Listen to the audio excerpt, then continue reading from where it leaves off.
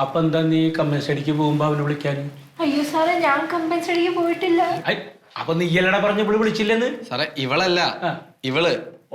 ഇവളുടെ വീട്ടില് കിരൺ കമ്പനി സ്റ്റഡിക്ക് പോയപ്പോ എന്നെ വിളിച്ചില്ല. എന്നിട്ട് ഞാൻ ഇവളെ വിളിച്ചപ്പോ കിരൺ പറയാണ് ഇവനോട് കോള് കട്ട് ചെയ്യാൻ. ആരാണ് ഈ കിരൺ? കിരൺ നിങ്ങൾ സാറേ ഇതല്ലേ കിരൺ? ഇവനാണോ കിരൺ? എടാ, ലക്ഷ്മിയുടെ വീട്ടിൽ കമ്പനി സ്റ്റഡിക്ക് കിരണിനെ വിളിക്കുമ്പോ അത് നിന്നോട് വിളിച്ചു പറയണമെന്ന് എന്താ ഇത്ര നിർബന്ധം? സാറേ അത് എന്ത്? ഇവളെന്റെ ലവറാ.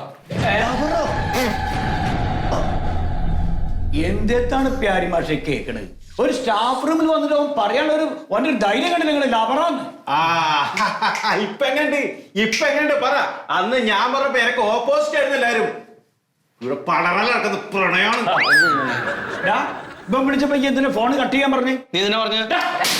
നീ അവിടെ ഇരിക്കടന്ന്, നീ അവിടെ കയറി ഇരിക്കും, എന്നിട്ട് ഞങ്ങളെയൊക്കെ ചോദ്യം ചെയ്യും. അതെ, ഇവൻ പറഞ്ഞപ്പോ എന്തിനാ ഫോൺ എടുക്കാണ്ടെന്ന്?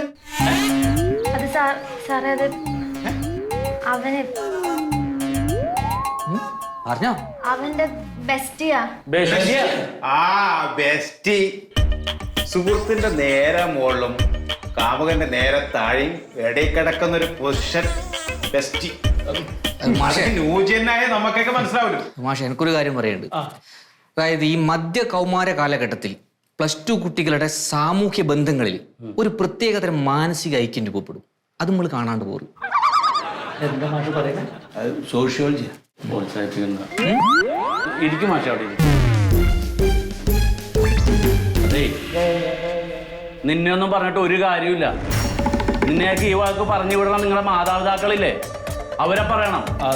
അവര് നിങ്ങളിങ്ങോട്ട് കണീച്ചൊരുക്കി വിടണതേ ബെസ്റ്റിനെയും ലവേഴ്സിനെയും ഫ്രണ്ട്സിനെയും ഒന്നും കണ്ടുപിടിക്കാനല്ല.